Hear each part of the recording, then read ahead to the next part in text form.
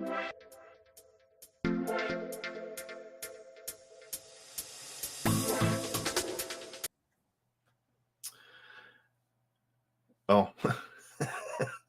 hey, what's going on? Thought I had that music on a fade out, and I had it on abruptly stop setting. This is Ed Reiner. Welcome, welcome, welcome. This is your daily dose of mind stuff for day 38 of 100. Today is going to be a short episode, segment, whatever you want to call it. Bob's going to be talking about the law of polarity. Now, there's several universal laws that govern the world that we live in. We have laws like, we're familiar with laws like, the law of gravity, things like that, relativity. There's the law of vibration that we've talked about. There is the law of gender.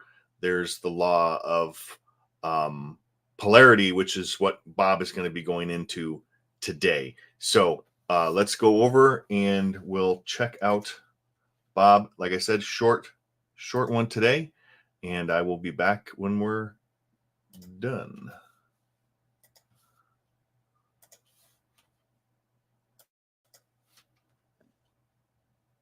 Now, when you get into the law of polarity, this is a heck of an interesting law. And there's a lesson in here that I got from our good friend Mike Beck.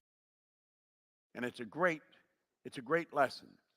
Here's an effective three-step strategy for staying in control of your life regardless of what happens. Now think, this is just a phenomenal three-step strategy that keeps you in control of your life regardless of what happens. Pay really close attention. Let this white line represent any situation that might be happening in your life. The white line represents any situation. I don't care what it is. The white line represents that situation. The law of polarity decrees that everything is both bad and good. In truth, it's neither, it just is. There's the good side and the bad side. Okay? The positive and the negative, the yin and the yang. We got both sides. Now, if that side's good and that side's bad, what is this? Sitting right here in the center. This just is. It's neither bad nor good. That's where we want to go with our problems, right there. Now, here's a great lesson. If it's just a little to the left of is, it's a little bad. Well, if you mentally work your way around to the other side of this, it can only be a little good. You can't have it a short way up onto this platform and a long way down. It doesn't work that way. If it's a short way up, it's a short way down. If it's only a little problem, when you solve it, there's just a little win. See, the real heavy hitters, they look for big problems. If it's a fairly big problem, then there's a fairly big opportunity. Now, here's Michael's three-step advice. It doesn't matter what the situation is. Number one, it is what it is, accept it. You cannot change conditions or circumstance, but you can change your perception of them. You can change how you deal with them. It is what it is, accept it. It's either going to control you or you're going to control it.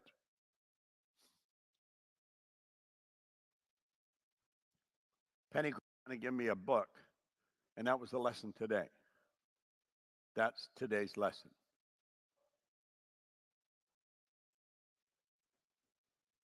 It is what it is, accept it.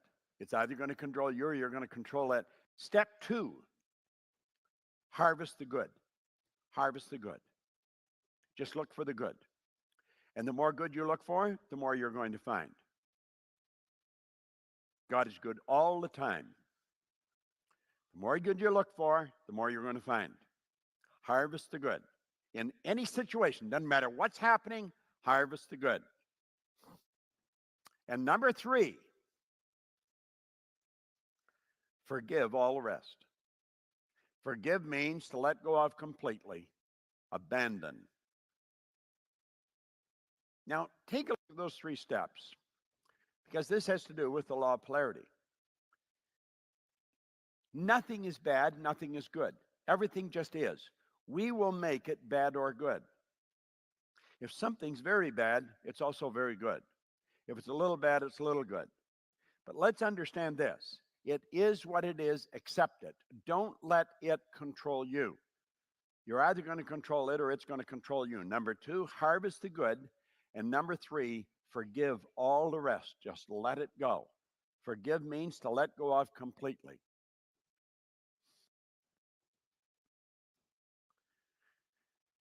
You see, when you look for good, you're going to find it, because there's an abundance of it out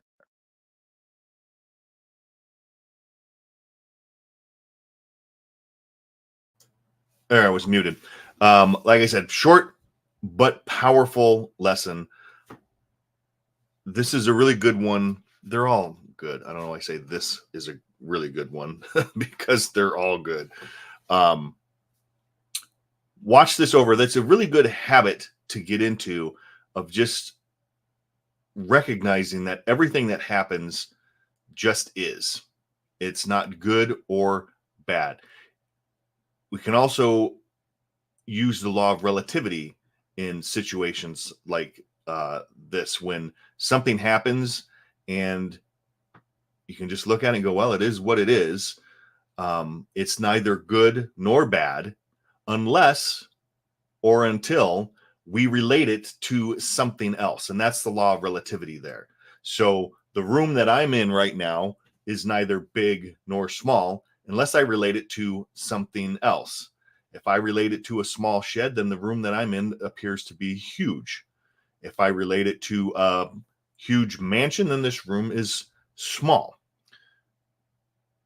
So I've used this lesson, this one and the law of relativity, I used a lot when years ago, when I had some financial problems, and me and my family were worried. I wasn't harvesting the good because I was so focused on the negative and what was hitting me. I didn't have a good awareness and grasp of these laws at that time. So, you hear people all the time that may be having housing problems or something, like, we're going to be homeless. Well, first, do you know anyone that is living on the streets? Possibly not. I mean, possibly you do. There's a lot more homeless people. If you go to LA or any of the big major cities, you're going to see them all over. But anyone that's close to you, you don't. And you can always relate your situation to something worse. Law of relativity. You could relate it to, well, thank God I'm not living on the streets. Thank God that this is happening versus this. Whatever your situation is, relate it to something far worse or smaller, and your situation doesn't seem to be as bad. So that's all I have for today. Like I said, watch that lesson again. We want to remember everything just is. We want to harvest the good. If we're constantly looking for the good in everything, we're going to find it. And that sets up you into a better vibration. You're going to feel good. What is feeling? Feeling is words that we invented to describe our conscious awareness of the vibration we're in. So we want to harvest the good. If we're constantly looking for the good, we're going to be finding it. And then we want to forgive the rest. And like Bob said, forgive means to let go. Mary Morrissey used an example of forgiveness. When you're not forgiving, it's like you drinking poison and wanting the other person to die. It's never going to happen. We have to forgive. So it is what it is. Harvest the good, forgive the rest, and have a wonderful day. I will see you tomorrow. This is Ed Reiner. Peace. God bless.